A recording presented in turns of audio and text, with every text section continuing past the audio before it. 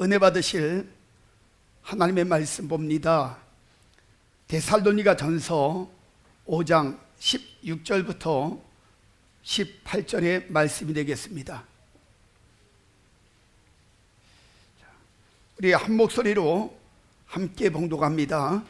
항상 기뻐하라, 쉬지 말고 기도하라, 범사에 감사하라.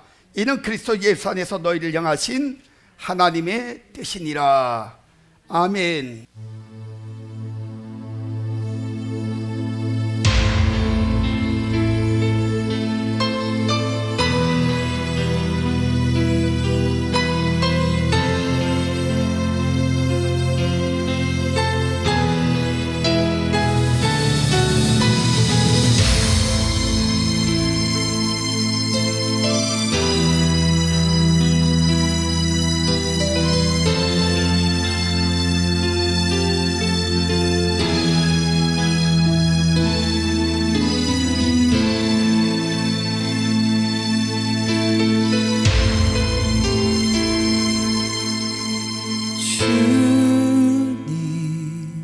머리 위에 흐르던 땀방울 주님 걸어가신 발자국마다 보이던 붉은 피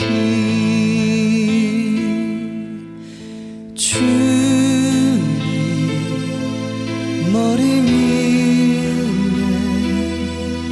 흐르던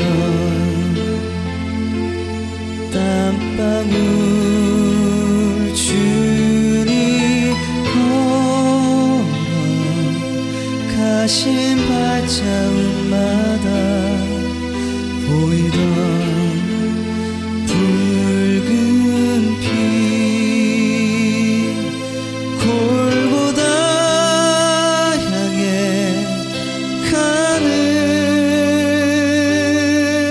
주님의 등을 향해 쏟아지던 채찍 그리고 주님 눈가에 흐르던 눈물 누구를 위한 것이었나. 나를 향한 주님의 눈물 그리고 우리를 향한 사랑 우리 위에 목숨까지 버리신 주님의 사랑.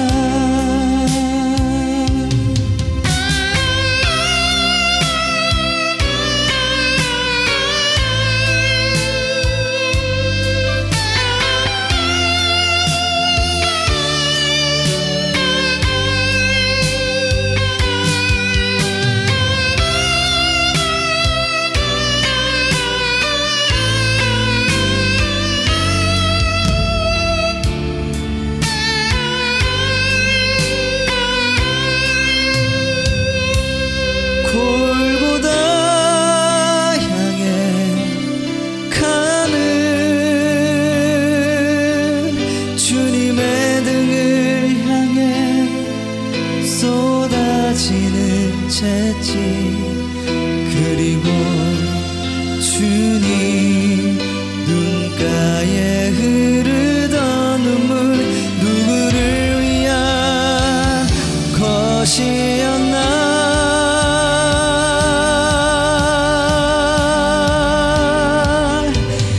나를 향한 주님의 눈물 그리고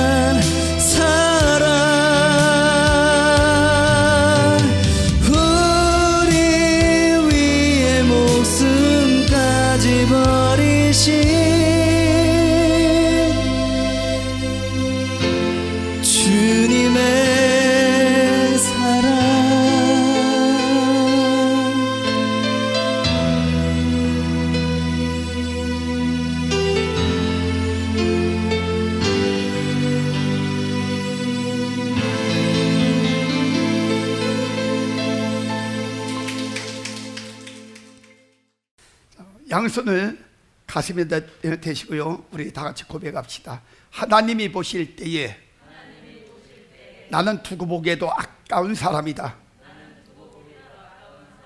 하나님이 지으신 피조물 중에 내가 가장 귀하다. 할렐루야. 하나님의 눈동자가 지금 여러분들을 계속해서 주시하고 있어요.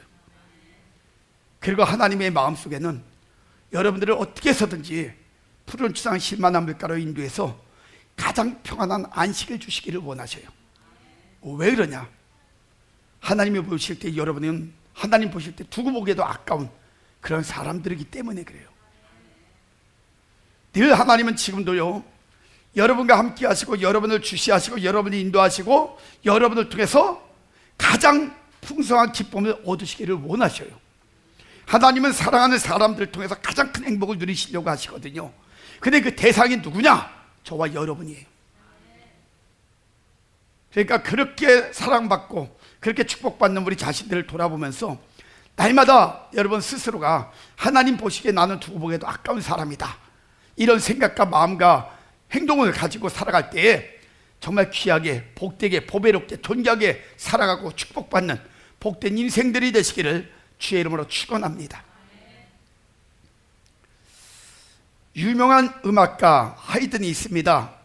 이 하이든은 독실한 크리스찬이었었어요. 어느 날 그 내노라하는 그 예술가들이 한 자리에 다 모였습니다. 그리고 이들은 큰 고통이 올 때 어떻게 극복하는지 그 문제를 놓고요 토론을 하기 시작했어요. 근데 어떤 이는 고통이 오면은 친구를 찾아가가지고 막 호소하면서 할 얘기 다 거기서 푼다 그래요. 그러니까 말로 풀고 위로 안 받고 이런 식으로 이렇게 푼다는 거예요.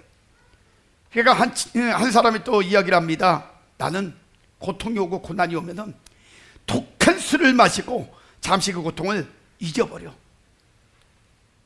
그리고 이야기를 해요. 그러니까 또 다른 사람이 이렇게 이야기합니다. 나는 미움과 증오와 분노가 막 생기면은 직접 거기서 맞부딪혀가지고 그냥 속이 풀릴 때까지 싸운다는 거예요. 그리고 이야기를 해요. 아무도 시원한 답을 내놓지 못하고 있을 때 하이든이 조용한 목소리로 고백을 합니다. 우리 집에는 작은 기도의 골방이 있습니다. 나는 고통이 올 때나 마음이 외로울 때, 낙심과 절망이 이렇게 와서 그 안에 빠질 때면 나는 바로 이 골방에 들어가서 하나님 앞에 무릎을 꿇고 하나님의 도움을 구합니다. 그리고 골방에서 기도를 통해서 도움을 한참 구하고 그리고 기도를 끝내고 나올 때는 내 마음에 평화가 임하고 그리고 희망의 빛을 나는 거기서 발견하게 됩니다. 그때 많은 사람들이 그 이야기를 쫙 들으면서 고개를 끄덕이기 시작하고 마음의 감동을 받기 시작했어요. 왜? 자신들의 고난이 왔을 때 풀어나가는 방법하고는 너무 다르거든요. 기도에는요 하나님의 인도하심도 있고 도우심도 있고 하나님의 위로도 있고 하나님이 허락하시는 응답이 있다는 거예요. 그래서 크리스찬들은요 어떤 일을 계획하든지 기도하는 일을 우선적으로 해야 됨을 믿으시기 바랍니다. 기도에 해답이 있어요. 기도의 모든 문제를 풀어나갈 수 있는 통로가 있어요. 그래서 기도는 크리스찬들의 삶이에요. 지금 우리는 하나님 말씀 안에서 또 기독교 역사 안에서 한 번도 들어보지도 또 겪어보지도 못했던 그런 비대면이란 말도 안 되는 종교 탄압을 받고 있습니다. 코로나라는 질병을 이유 삼아가지고 모든 예배를요 드리지 못하게 하므로 교회와 예배만 집중적으로 단속하고 억압하면서 또 어떤 정치인들은요 이번 기회에 모든 교회들을 다 폐쇄시키자는 거예요. 그리고 기독교 전체를 말살시키자 이런 계획을 세우는 정치인도 있다고 합니다. 저는 분명히 선포합니다. 하나님께 대적한 그들은 반드시 하나님의 심판을 받게 될 거예요. 피할 수 없을 겁니다. 여러분 가만히 생각해 보세요. 지금까지 우리나라는요 하나님의 은혜로 살아왔습니다. 이건 사실이에요. 여러분, 어떻게 이렇게 작은 땅덩어리가, 어떤 사람들은 이야기하더라고요. 지도를 딱 펴놓고요, 큰 지도를 펴놓고는 대한민국 그러면은 안 보인대요. 안 보인대요. 너무 작아서. 예? 그런 작은 땅덩어리가 세계적인 많은 사람들에게 코리아 드림이라는 이런 꿈의 나라, 비전의 나라, 가보고 싶은 나라, 이런 나라로 부러워하며 또 선망의 대상이 될 수 있었던 것은요, 그냥 된 것이 아니에요. 바로 선교사님들이 이 땅에 들어와 가지고 학교를 세우고 병원을 세우고 적십자사나 뭐 이런 것들을 세워 가지고 하여간 많은 사람들에게, 국민들에게 완전히 새로운 삶을 살 수 있는 기회를 만들어 줬기 때문에 지금 대한민국이 이렇게 좋은 나라가 될 수 있었던 것이에요. 그런데 정치인들도 그 모든 혜택을 지금까지 받고 누렸잖아요. 그리고 살아왔잖아요. 그런 사람들이 이제 와서는 자신들의 정치적 욕망을 위해서 하나님의 은혜를 저버리고 하나님의 나라를 없애고 사탄과 결탁해서 이 나라를 자신들의 놀이터로 만들려고 하는 최악의 프로젝트를 만든다는 것, 한마디로요, 이거는 정말 악한 자들의 소행이에요. 그들은 한마디로 뭐라고 얘기하는 건지 알아요? 이런 일들을 통해서 우리 악당들이니까 지금 우리가 악행을 하려고 하는데 이 악행을 하는데 걸림돌이 되는 인간들은 다 없애겠다는 거예요. 지금 이런 잔머리를 굴리고 있는 거예요. 근데 여러분, 인류 역사에 이런 인간들은 반드시 망했고 비참한 결과로 끝났다는 사실들을 여러분들은 아셔야 돼요. 지금 우리가 겪고 있는 이 현실은 사실 영적 전쟁입니다. 아주 심각한 상황에 우리가 놓여 있다는 사실을, 이거 여러분들이 인식해야 돼요. 하나님은 지금요, 우리에게 염려하며 근심만 하지 말고 깨어서 근신하며 기도하라고 말씀하고 있는 거예요. 우리가 진짜 믿음으로 기도하며 하나님의 얼굴을 구하면은 하나님께서 하늘에서 그걸 듣고요, 모든 죄를 사하시고 모든 땅을 고쳐주심을 믿으시기 바랍니다. 그래서 역대하 7장 14절은 말씀하고 약속하신 거예요. 시편 86편 7절에도 이런 말이 있어요. 나의 환난 날에 내가 주께 부르짖으오니 주께서 내게 응답하시리이다, 이렇게 말씀하고 있어요. 환난 날에 뭐 했다고요? 부르짖었어요. 기도했다는 거예요. 그러니까 주님께서 응답해 주셨다는 거예요. 지금 환난 날입니다. 위기입니다. 지금 우리가 부르짖으면 반드시 하나님이 응답해 주실 줄 믿으시기 바랍니다. 지금 이 위기의 해결 방법은 기도밖에 없다는 사실이에요. 그러면 쉬지 말고 기도하라 했는데, 응답 받을 수 있는 기도는 어떤 기도일까? 응답 받을 수 있는 기도, 저는 이제 여러분에게 몇 주에 걸쳐 가지고 이 말씀의 성경적인 근거를 통해 가지고 여러분에게 알려드리려고 합니다. 응답 받을 수 있는 기도는요, 첫 번째, 주님을 갈망하는 기도예요. 시편 119편 131절에 보면은 내가 주의 계명을 사모함으로 입을 열고 헐떡이는 숨결, 너무 사모해서 막 그냥 너무 가증이 나서 막 입을 열고 헐떡이는 숨결, 이것이 바로 주님을 갈망하는 기도라고 이야기하고 있어요. 그래서 누군가는 이렇게 이야기합니다. 기도는 영혼의 신실한 요구이며 사람의 본성이 하나님을 찾는 숨결이다, 이렇게 이야기하고 있어요. 하나님께 인정받고 신실하게 쓰임받았던 사람들 보면요, 모두가 특징이 뭔지 아십니까? 그들의 공통적인 특징이 기도의 사람들이었다는 거예요. 우리가 잘 아는 첫사람이 누구예요? 아담이잖아요. 그렇죠? 아담을 보세요. 그는 하나님과 동산을 거닐면서 늘 뭐 했다 그랬어요? 성경에 보니까 대화했다, 이건 기도했다는 얘기예요. 동산을 거닐면서. 그때는요, 가장 행복한 때였었어요. 너무너무 행복했어요. 문제가 없었어요. 그리고 하나님이 맡겨주신 에덴이라는 그 나라를 축복의 땅으로, 모든 동물들이나 모든 환경 속에서 태평성대를 이루고 있었을 때가 바로 그때였었어요. 가장 좋은 나라, 가장 좋은 땅, 가장 행복한 그런 장소였다는 거예요. 그런데요, 이 아담이 기도가 조금씩 줄어들고 누구에게 더욱더 이제 관심을 갖고 대화가 이루어졌냐면 아내인 하와하고, 사람이 하와하고 대화가 늘어나고 하와에게 마음과 생각이 더 이렇게 자꾸 분리가 되기 시작했어요. 그러면서 하와의 말을 들으면서 하나님과의 관계가 조금씩 벌어지기 시작했는데, 그 틈을 타고 마귀가 들어와 가지고 아담을 무너뜨려 버렸어요. 무슨 일이 생겼는지 아십니까? 그 아담이 무너지자마자 사람도 저주받고 땅도 저주받았다는 거예요. 이거 아주 비참한 일이 벌어진 겁니다. 예? 그리고 에덴에서 쫓겨났잖아요. 그리고 어려움을 겪기 시작했잖아요. 에덴에 쫓겨나고 나서는 하나님과 대화가 안 되는 거예요. 왜냐, 하나님과 동산을 거닐 수도 없고 하나님과 대화할 수도 없어요. 겨우 하나님을 만날 수 있는 방법이 뭔지 아십니까? 무릎을 꿇고 하나님을 갈망하는 간절한 기도가 있어야 겨우 하나님을 만날 수 있었어요.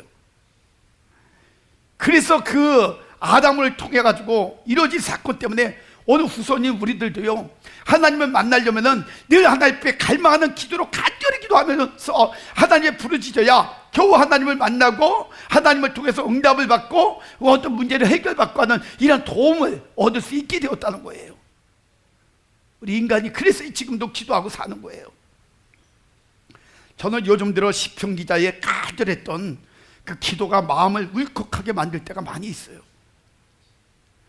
시편 42편 1절 2절에 보니까요, 하나님이요, 사슴이 시냇물을 찾기에 갈급한 같이 내 영혼이 주를 찾기에 갈급하나이다. 내 영혼이 하나님 곧 살아계신 하나님을 갈망하다니 내가 어느 때에 나가서 하나님의 얼굴을 배울고, 그리고 간절히 기도했던 시편 기자의 그 기도가 요즘 마음에 와닿아요. 그 고백은요, 영적 공경에 빠져있는 그 가운데서 하나님을 사모하는 시인의 마음이 하나님의 성수에 대한 갈망으로 기결되는 개인적인 애가입니다. 간절한 고백이에요.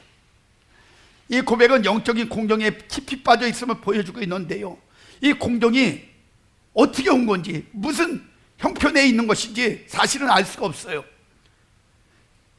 그러나 분명한 사실은 자신의 처지를 메마른 땅에서 목말라 물을 찾는 사슴에 비유한 것을 보면은 얼마나 갈급한지, 얼마나 가련한 처지에 처해 있는지 느낄 수가 있어요.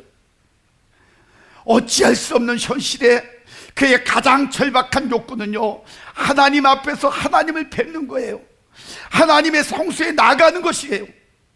어떤 이유에서인지는 모르나 그는 하나님의 백성들과 함께 드리는 그 예배를 잃어버리고 있었으며, 그로 인해 가지고 영적인 침체와 소외를 느끼게 되었다는 거예요.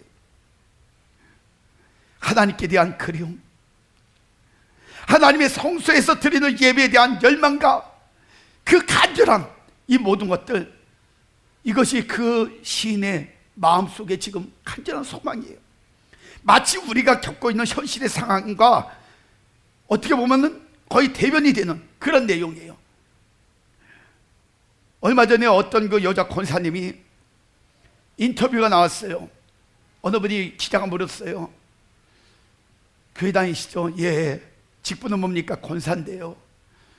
요즘 비대면 때문에 교회가 어려움을 당하고 예배를 드리지 못하는데 심정이 어떻습니까? 그러고 물어봤어요. 막 우셔요. 막 우시는 거야. 그러면서 뭐라고 얘기한지 알아요? 나요? 교회 가서 예배 드리고 싶어서 죽겠어요. 미치겠어요. 예. 왜 우리가 이런 꼴을 당하는지 모르겠어요. 하나님 앞에 예배 드렸던 그것이 얼마나 소중한지 이제 뼈저리게 느꼈어요. 울면서 그런 고백을 했던 거예요.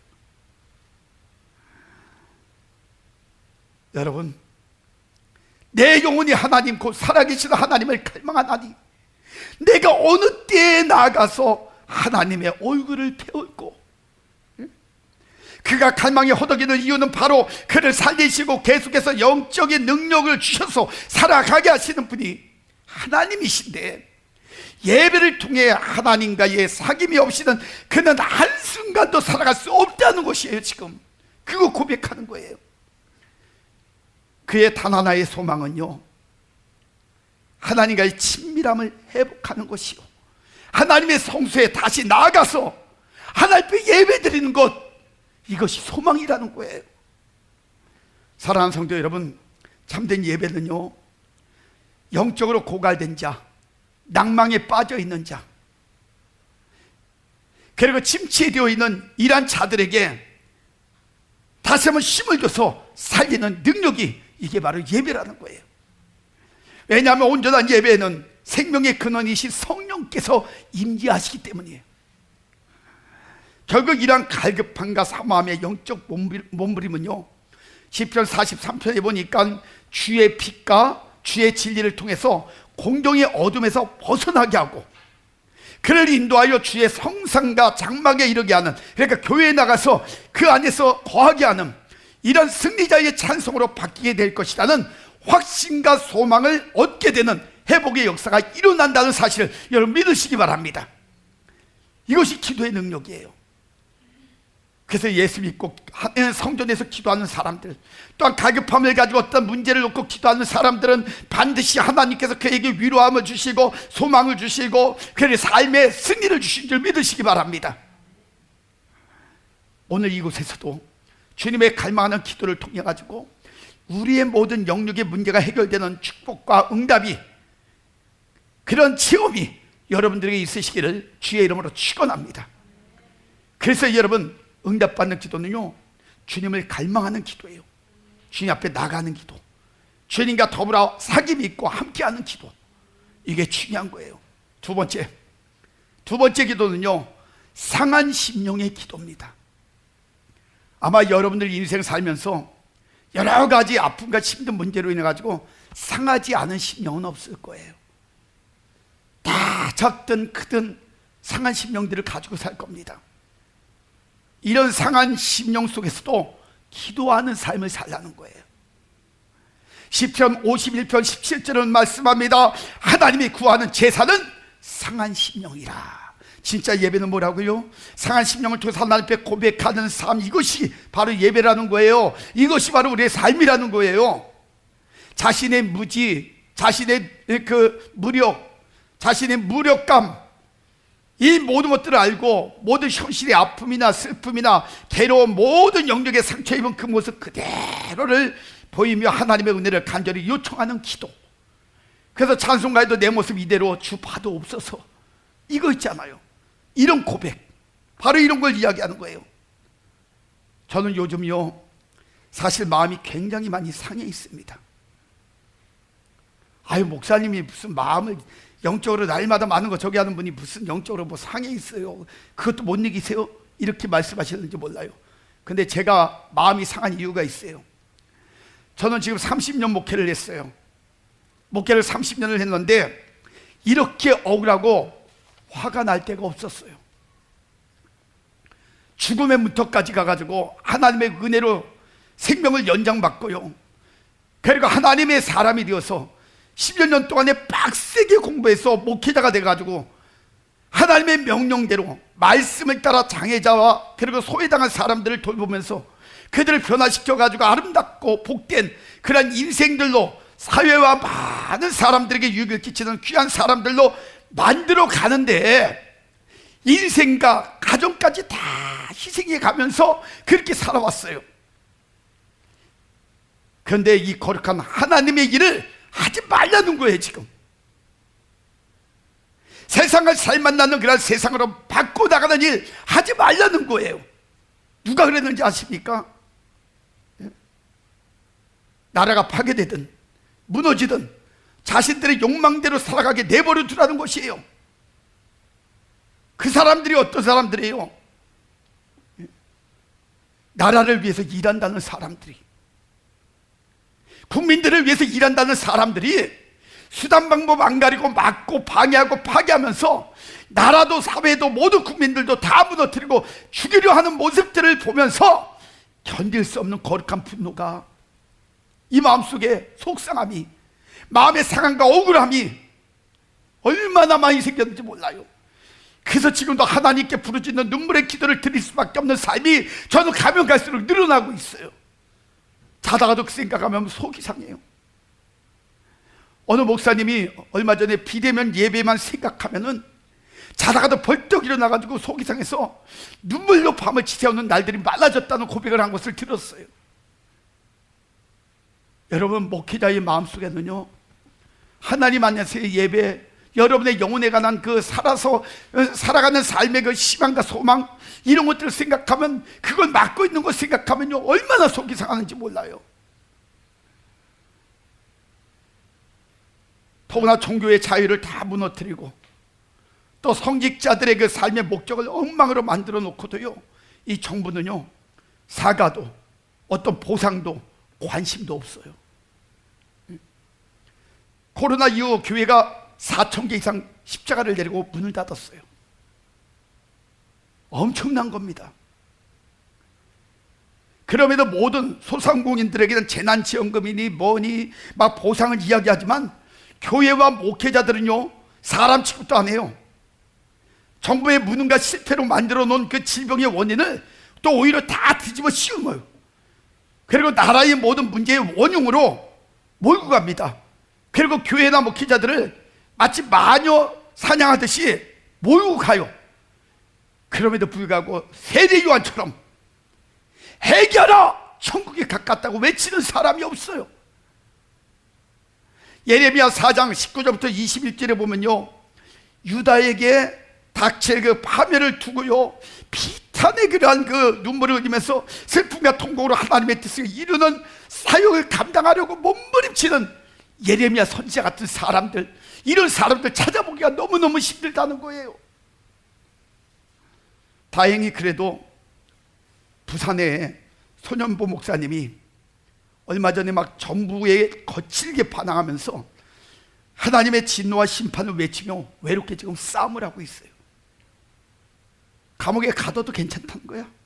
그래, 세금 떼어버리는 거예요. 분명한 사실은 정부가 잘못하고 있는 거 아니냐.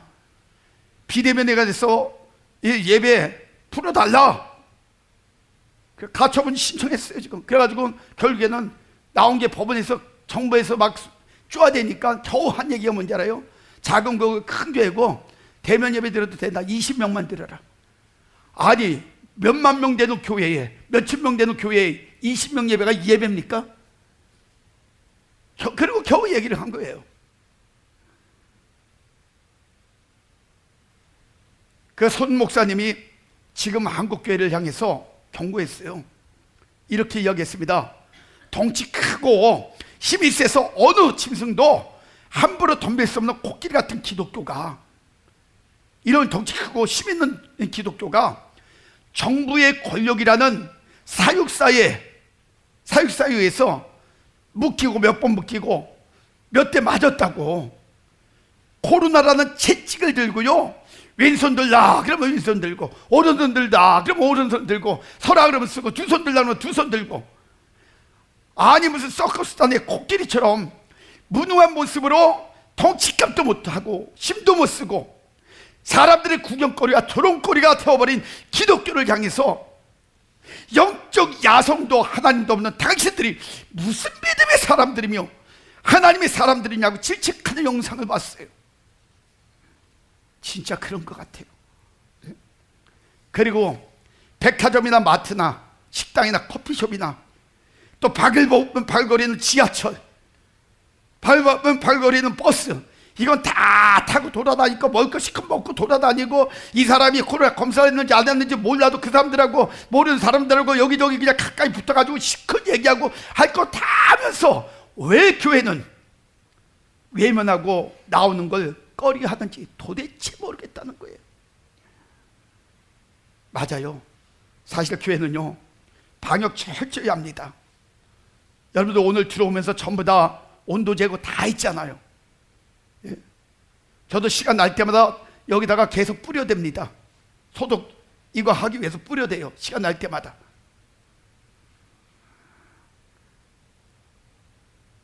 진짜 교회 방역 잘하고 있습니다. 철저하게.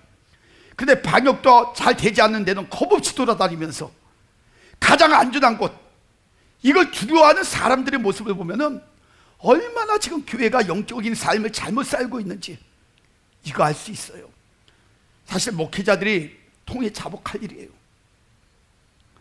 그러므로 지금이 바로 상한 심령의 기도로 다시 하나님께 나아갈 때입니다. 사무엘상 1장에 보면 엘가나라는 사람이 나오는데요, 그에게는 두 아내가 있었어요. 한나와 브닌나입니다. 한나는요, 남편의 사랑을 누구보다도 많이 받았어요. 근데 자식이 없어. 그러니까 자식이 없으니까 늘 마음의 상처를 살았어요. 근데 거기에 또 브닌나는요, 브닌나는 자녀가 있어요. 아내가 둘인데 아내는 자녀가 있는 거야.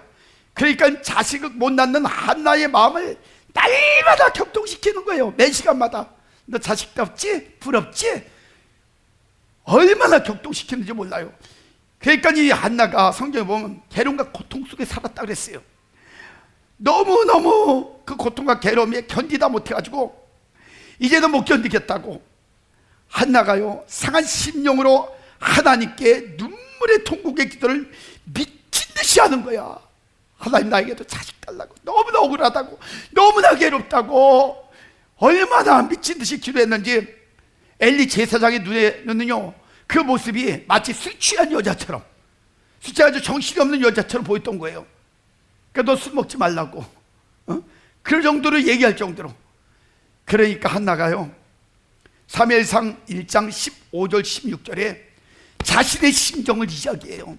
내가 술 취한 건 아니라고, 내 심정이 이래서 지금 그거 통한 것 뿐이라고. 얼마나 원통하면, 얼마나 내 마음이 격동되면은 내가 이렇게까지 할 수밖에 없는지 아냐고. 나 너무 힘들다고. 내가 하나님 앞에 이렇게 눈물로 이렇게 미친듯이 매달릴 수밖에 없다고. 그게 이유라고. 그리고 엘리 선지자에게 얘기하니까 그때서 엘리 선지자가 이해를 한 거예요. 그걸 그때서야 얼마나 그 마음을 하나님께 드렸는지 심정을 이해하고 바로 축복을 합니다. 그래서 17절에 보니까 엘리가 대답하여 가로되 평안히 가라. 이스라엘의 하나님이 너의 기도하여 구하는 것을 허락하시기를 원하노라. 할렐루야. 얼마나 간절히 기도했는지, 얼마나 상한 심령으로 기도했는지 하나님이 그의 상한 심령을 알았다는 거야. 이해하셨다는 거예요. 들어 응답해 주시겠다는 거예요. 그래서 그 축복으로 인해 가지고 사무엘상 2장 21절에 보니까 하나님이 그의 태문을 열어 가지고 아들 셋에 딸 둘을 주셨어요. 야, 이거 축복 아니에요? 예? 5명의 자녀를 줬단 말이에요. 그 중에 한 사람이 바로 사무엘이에요. 엄청난 축복입니다. 이런 축복이 저와 여러분에게도 임하시길 주의 이름으로 축원합니다. 이제 말씀을 정리할게요. 이 시대가 어려워요. 이대로 가다가는 우리나라가 상상 못할 큰 위기가 올 것입니다. 코로나를 통한 질병의 문제뿐만이 아니에요. 정치적인 어떤 혼란한 그런 그 문제로 해서 혼란한 나라의 위기가 올 수 있어요. 거기다 국민들은 이런 어려움이 자꾸 오면은 그때는 분노를 해가지고 국민들이 대폭발을 일으키면요, 나라가 정말 힘들어지는 거예요. 지금 아프리카 쪽에 막 폭동이 일어나가지고 막 그 가게들을 막 탈취하고 막 다 무너뜨리고 차가 불태워버리고 난리가 난 것처럼 이런 현상이 올 수도 있다는 거예요. 여러분, 대한민국 국민들은요, 지식이 많습니다. 지혜가 많습니다. 똑똑합니다. 그래서 전 세계에서 국민 IQ가 1위예요. 이런 나라의 국민성을 가진, 그 종머리를 가진 나라의 민족이, 국민들이 들고 일어나면요, 정부 뒷감당 안 됩니다. 왜냐하면 무식하게 싸우는 것보단 머리를 싸우거든. 이런 위기가 오기 전 먼저 우리 믿는 사람들이 정신 차려야 합니다. 무엇이 바른 것인지, 무엇이 잘못된 것인지 바로 분별하고 깨닫기를 바랍니다. 그리고요, 시대적 위기가 가슴에 느껴지시면은 오늘 말씀을 통해 들은 것처럼요, 주님을 갈망하는 기도, 상한 심령의 기도를 통해 가지고 이 시대에도 진짜 하나님의 사람들의 기도가 있음을 하나님이 보시고, 또 하나님의 방법으로 이 나라와 이 혼란한 정세를 하나님이 정리해 주시며 하나님의 대적자들에게 하나님의 살아계시던 증거들로 그들에게 두려움과 공포로 회개의 무릎을 꿇게 해달라고 오늘 시간에 우리가 하나님 앞에 간절히 기도하는 그러한 시간을 또한 갖겠습니다. 하나님, 오늘 귀한 음성을 듣고 우리 자신들 돌아보며 시대적인 수많은 위기와 어려움이 무엇인지를 하나님 분별할 수 있는 기회 주심을 감사합니다. 이런 어렵고 힘들 때에 우리가 해야 될 도리가 무엇인지를, 오늘도 하나님의 요청이 무엇인지를 우리가 알게 되었습니다. 깨닫게 되었습니다. 그래서 이제 주님을 갈망하는 기도로 우리의 삶을 살아가기를 원합니다. 상한 심령을 가지고 이 나라의 민족 전 세계 또한 수많은 문제를 놓고 간절히 간구하기를 원합니다. 하나님, 작은 무리의 간절한 간구가 다시 한번 능력이 되어질 때에 하나님, 사회가 살아나기를 원합니다. 가정들이 살아나기를 원합니다. 나라가 살아나기를 원합니다. 어리석은 자들 무릎을 꿇기를 원합니다. 그래야 하나님 나라의 민족이 모든 문제가 회복되어지게 하여 주시고 다시 한번 하나님 원하시던 살만 나는 천국 같은 세상이 되어지게 하여 주옵소서. 하나님께 대적하는 자들이 많아졌습니다. 이제는 하나님 앞에 굴복되는 그러한 일들이 많아지기를 원합니다. 철저하게 하나님 앞에 굴복되어져 무릎을 꿇고 회개하며 다시 한번 하나님의 살아계심이 얼마나 위대하심인지를 고백할 수 있는 그러한 자들이 되어지기를 원합니다. 역전시켜 주옵소서. 뒤집어 주옵소서. 새롭게 바꿔 주옵소서. 그래야 하나님과 함께하는 이 나라의 민족 전 세계가 되어지게 하여 주시옵소서. 우리 성도님들 더욱더 눈물 뿌리며 기도하게 하여 주시고 믿음의 사람들이 더욱더 무릎을 꿇는 귀한 은혜가 있게 하여 주시옵소서. 영육간의 질병 가운데 고통 가운데 있는 심령들이 있습니다. 주여 그들을 긍휼히 불쌍히 여겨 주옵소서. 아무리 나이와 고통 가운데 있는 심령들 이 시간도 예수 보혈로 모두 암의 세포들을 씻어주시고 예수의 이름으로 그들의 영과 육을 다시 한번 세워주시옵소서. 또 오장 육부 신장 폐부 관절 세포 신장 폐혀 모든 어린아이부터 장년에 이르기까지 여러 가지 질병과 고통 가운데 있는 심령들의 모든 문제를 해결해 주시기를 원합니다. 하나님의 제자들을 통하여 모든 병과 모든 약한 것들을 고치셨던 역사가 오늘 이곳에 임하기를 원하며 이 나라의 민족 가운데 임하기를 원합니다. 치료하시는 대의사가 되시던 하나님의 역사가 하나님 수많은 현장에서 기적으로 이적으로 표적으로 드러나게 하여 주시옵소서.